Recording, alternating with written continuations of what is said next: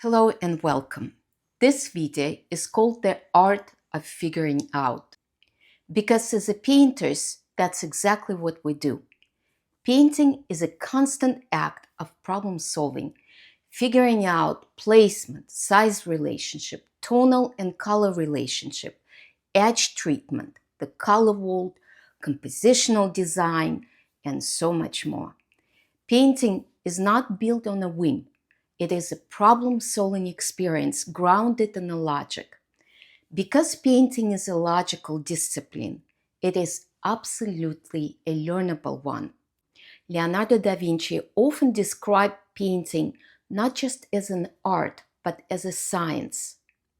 Painting is a science, and all science are based on mathematics. He also said painting is a mental thing. That said, I don't want to present art making as something based only on optics, visual processing, geometry, or perspective. Painting also a synthesis of inspiration, a pursuit of beauty, and for some, a spiritual practice, a form of meditation. When I look at truly great art, I see that it is beautiful because it's intelligent. Its choices weren't accidental. They were gathered together by reason, intuition, and aesthetics. In this video, I'll try to show you how to problem solve your own painting. First, let's talk about understanding your concept. What is your painting about? And here, I don't mean your narrative story. What is the one abstract visual idea that holds it together?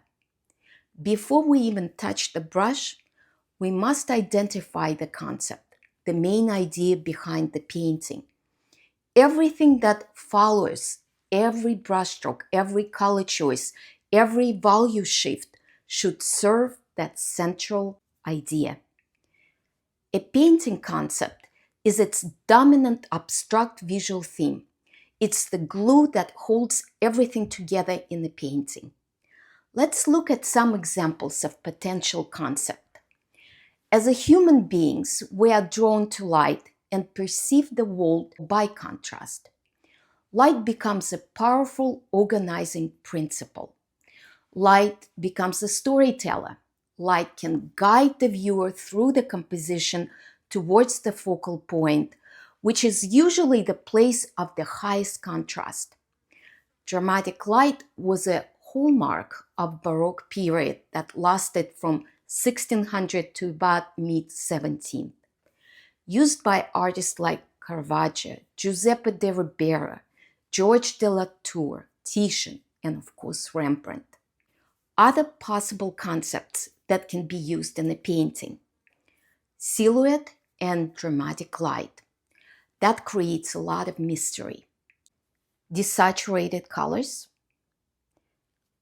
Desaturated colors versus a single dominant color. Complementary color scheme. Empty space versus busy space. Scale or size contrast. Depth and perspective. Movement. Rhythm. Edge control.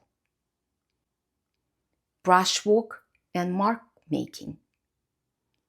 Patterns and repetition. Once your concept is clear, every decision becomes simpler. Does this serve the idea or does it not? So when people ask, when is a painting finished? Can I be done? The answer becomes surprisingly simple. A painting is finished when every element in it supports and expresses the central idea of your concept. If something doesn't support that idea, edit it out and repaint it to be purposeful. What if your painting doesn't have a clear concept?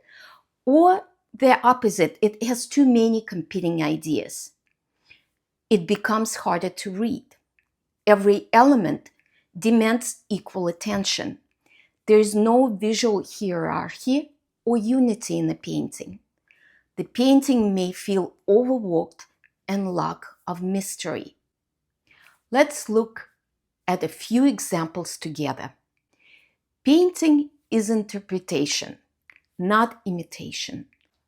For me, painting is not about exact copying what I see or recording of reality. It is about interpreting it. Having a concept helps you organize your visual experience and enrich it with your own sensibility and sensitivity. You use your intelligence, taste, and skills to create an illusion of form, space, depth, and harmony.